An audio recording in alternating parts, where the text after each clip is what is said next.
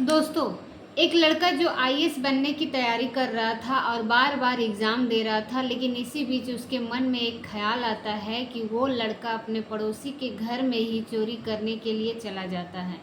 लेकिन दोस्तों, जैसे ही वह उस घर के अंदर पहुंचता है चोरी करने के लिए, तभी वो अपनी आंखों के सामने देखता है कि उस घर का जो मालिक होता है और जो मालकिन होती है, वो लोग आपत्तिजनक स्थिति में एक दूसरे के साथ बिस्तर में थे। दोस्तों, वो लड़का जो है आईपीएस बनने की तैयारी कर रहा था और वो वहाँ पर चोरी करने तो गया था, लेकिन चोरी करना छोड़ देता है और अपनी आंखों से दोनों को देखने लगता है। और तभी उसके दिमाग में एक आइडिया आता है कि वो अपना पॉकेट से फ़ोन निकालकर मालिक और मालकिन का वीडियो बनाने लगता है। दोस्तों, वीडियो बनाने के बाद वो लड़का वहाँ से मालकिन का मोबाइल चुराता है और फिर अपने घर चला आता है। लेकिन अगले दिन वो लड़का उस वीडियो को मालिक के फ़ोन पर भेजता है और उनको ब्लैकमेल करने लगता है। उसके बाद जो होता है शायद आप लोग सोच भी नहीं सकते हैं। दोस्तों, वो जो लड़का होता है पढ़ने में बहुत ज़्यादा तेज़ था, अच्छा खासा परिवार का रहने वाला था और कई बार आईएएस का पीसीसी का एग्ज़ाम भी दे चुका था। लेकिन सोचने वाली बात ये है कि आखिरकार उसको चोरी करने की ज़रूरत क्यों पड़ी और वो चोरी करने गया था, वीडियो क्यों बनाने लगा। और जब पूरी घटना को आप लोग जानेंगे तो आप भी अपने कानों पर भरोसा नहीं होगा। दोस्तों, वो लड़का वीडियो बनाने के बाद एक ऐसी घटना को अंजाम देता है जो शायद सच में दिल को दहला देने वाला था। लेकिन दोस्तों, वीडियो में आगे बढ़ने से पहले वही आप लोग से एक छोटा सा रिक्वेस्ट है कि अगर आप लोग हमारे चैनल पर पहली बार है तो हमारे चैनल को सब्सक्राइब कर लीजिए और वीडियो को लाइक कर दीजिए, ताकि जो मेरा हौसला है वो और भी ज़्यादा बढ़ता रहे और भी ज़्यादा इंटरेस्टिंग कहानियाँ ऐसे ही आप लोगों को सुनाती रहूँ। दोस्तों, ये छठी घटना उत्तर प्रदेश के छत्तीसगढ़ की है, जो मैं बात कर रही हूँ 28 जून 2024 की। दोस्तों, सुबह सुबह का समय था। पति और पत्नी अपने नज़दीकी थाने में जाते थे और वहाँ पर थानेदार साहब के कंप्लेंट दर्ज करवाते हैं। दरोगा साहब पूछते हैं कि बताइए आपके साथ क्या हुआ। तब पति और पत्नी थानेदार साहब से कहते हैं कि साहब, हम लोग रात को अपने कमरे में अंदर सोए हुए थे और हम दोनों एक दूसरे के साथ आपत्तिजनक में थे, तभी किसी ने हमारा वीडियो बना लिया और हमको पता भी नहीं चला। हमने सुबह सोकर उठा तो हमने देखा कि हमारी पत्नी का जो मोबाइल है वो घर से गायब हो गया है और जब मैं उसके मोबाइल पर फ़ोन किया तो पता चला कि उसका जो मोबाइल है वो उसी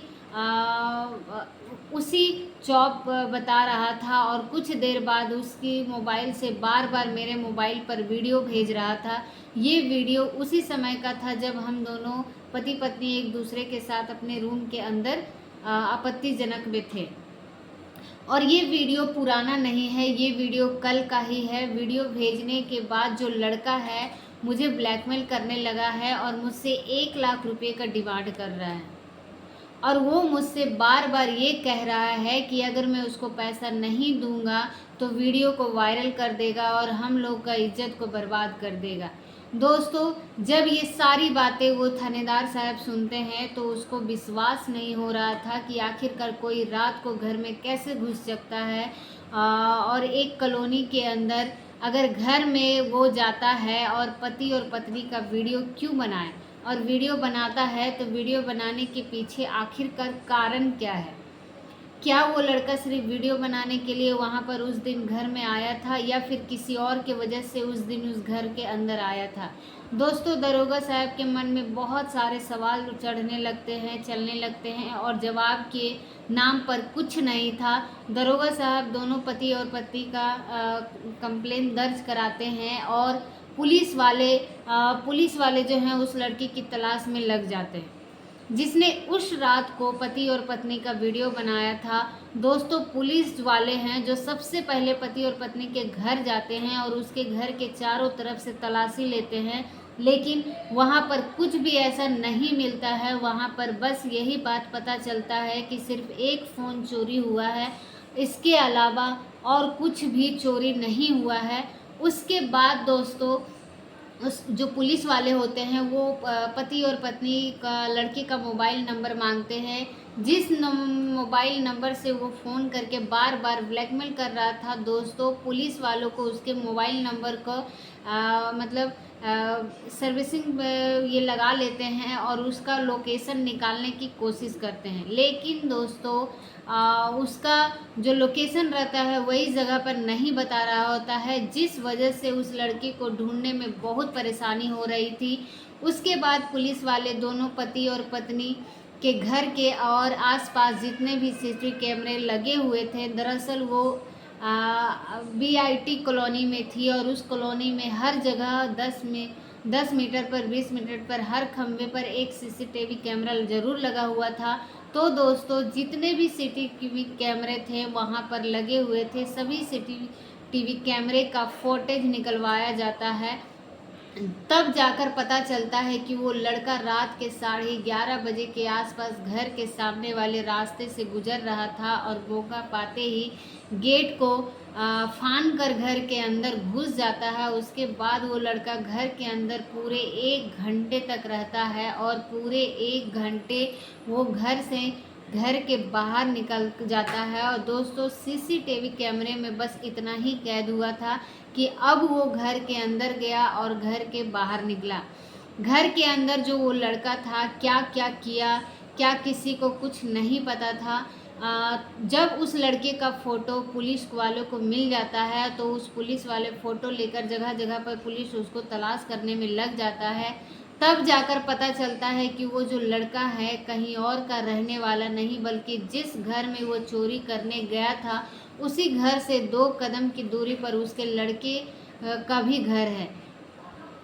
दोस्तों पुलिस वाले उस लड़के को तुरंत उसके घर से ही गिरफ्तार करते हैं और फिर थाने में उसको लेकर जाते हैं और पूछताछ करने के लिए जब दरोगा साहब उसको लड़के को बैठाकर अच्छे से पूछताछ करते हैं, बताओ उस दिन तुम क्या करने के लिए यहाँ पर गए थे। तब लड़का दरोगा साहब से कहता है, साहब मेरा उस दिन चोरी करने का मन नहीं था, लेकिन मेरी मजबूरी थी। मैं पढ़ाई करते करते थक गया हूँ, मुझे कोई एग्ज़ाम भी नहीं निकल पाता है और नौकरी करने के लिए मैं जाता हूँ तो वहाँ पर मुझे मजदूरी करने का काम मिलता है। बहुत ज़्यादा से लोग खटाते हैं और अच्छा खासा पैसा भी नहीं मिलता है। दिमागी तौर पर एकदम से परेशान हो गया था। मुझे समझ में नहीं आ रहा था कि मैं क्या करूं। दोस्तों वो जो लड़का है दरोगा साहब से कहता है कि मैं उस घर में 2-3 बार पहले भी चोरी कर चुका हूं, लेकिन कभी भी मेरे साथ ऐसा हादसा नहीं हुआ था। लेकिन उस दिन जब मैं चोरी करने के लिए गया तो वो दोनों पति और पत्नी को आपत्तिजनक थे और जब मैं उन दोनों को बिना कपड़ों के देखा तो मुझे वहाँ से जाने का मन नहीं किया और मैं सोचा कि अगर इन दोनों का वीडियो बना लेता हूँ तो इनको ब्लैकमेल करके एक ही बार में अच्छा खासा पैसे कमा लूँगा। बस यही सोचकर मैंने उस वीडियो बनाया और वीडियो बनाने में मैंने बना लिया और उसको ब्लैकमेल करके 10 लाख का डिमांड किया। मुझे लगा कि वो लोग मुझे पैसे दे देंगे और उसके बाद मैं पैसा लेकर अच्छे से अपनी ज़िंदगी को व्यतीत करूँगा, लेकिन वो लोग मुझे पैसा नहीं दिए और मुझे नहीं पता था कि वो लोग पुलिस में कंप्लेंट कर देंगे। दोस्तों वो जो लड़का है दरोगा साहब से कहता है कि वो लोग बहुत अमीर घर के रहने वाले हैं और उसके पास पैसे रुपए की कमी नहीं है। तभी दोस्तों दरोगा साहब खींच कर 2-3 थप्पड़ उस लड़के को मारते हैं। तब वो लड़का रोने लगता है और कहता है कि दरोगा साहब हमसे बहुत बड़ी गलती हो गई, हमको माफ़ कर दीजिए, आज के बाद हम ऐसा कभी नहीं करेंगे। दरोगा साहब जब उस लड़के से पूछते हैं कि तुम कब से IAS और PCS की तैयारी कर रहे हो, सिविल सर्विस की तैयारी कर रहे हो, तब वो लड़का कहता है कि सर अभी मेरी 28 साल हो गई है और मैं 20 साल से था जब मैं IAS और PCC की तैयारी कर रहा हूँ और कई बार मैंने एग्ज़ाम भी दे चुका हूँ, लेकिन एग्ज़ाम में मैं पास नहीं होता हूँ, मैं हर बार फेल हो जाता हूँ। तब दरोगा साहब कहते हैं कि तुम्हारा मोबाइल कहाँ है, जिस मोबाइल को तुमने चुराया था। तब वो लड़का अपने पॉकेट से मोबाइल निकाल कर दरोगा साहब को दे देता है तब दरोगा साहब पूछते हैं कि एक बात बताओ, इस मोबाइल का पासवर्ड तुमको कैसे पता चल गया? तब वो लड़का कहता है कि सर 2-3 दिन पहले ही मैं उस घर के बाहर बैठा हुआ था, तो पति और पत्नी उनके बच्चे बाहर मोबाइल लेकर गेम खेल रहे थे, तभी मुझे वहाँ पर उनके मोबाइल का पासवर्ड का पता चल गया और उसके 2 दिन बाद मैं घर में चोरी करने गया, इसीलिए मुझे उसका पासवर्ड पता था। मुझे याद था दोस्तों। दरोगा साहब को उस लड़की की बातों पर भरोसा नहीं हो रहा था। तब दरोगा साहब पुलिस वालों से कहते हैं कि इसको लॉकअप में बंद कर दो और इसके बारे में जानकारी जुटाने की कोशिश करो। दोस्तों, वो जो वहाँ पे पुलिस कर्मचारी थे वो लोग थाने के बैंकर में डालकर बंद कर देते हैं और पुलिस वाले उसके बारे में उनकी जानकारी जुटाने की कोशिश में लग जाते हैं। दोस्तों, 4-5 दिन तक पुलिस वालों को पता चलता है कि वो लड़का एक बार चोरी नहीं किया है, बल्कि अपने मोहल्ले में रहने वाले सभी घरों में एक ना एक बार तो चोरी ज़रूर किया है।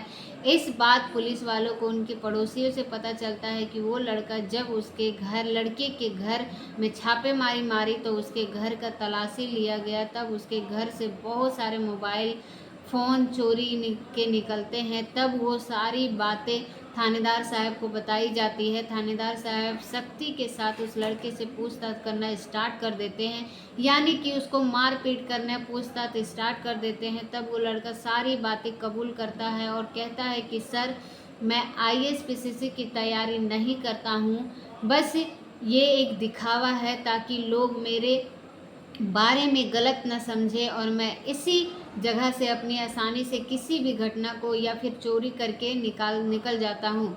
लोग मेरे ऊपर शक नहीं करते हैं।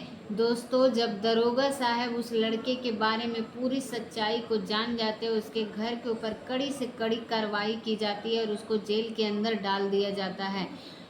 मोबाइल फ़ोन और उसके चुराया उसके पति और पत्नी का उस मोबाइल का फ़ोन पति और पत्नी को दे दिया जाता है और उस मोबाइल फ़ोन में जो वीडियो बनाया गया था, वीडियो को भी डिलीट कर दिया जाता है।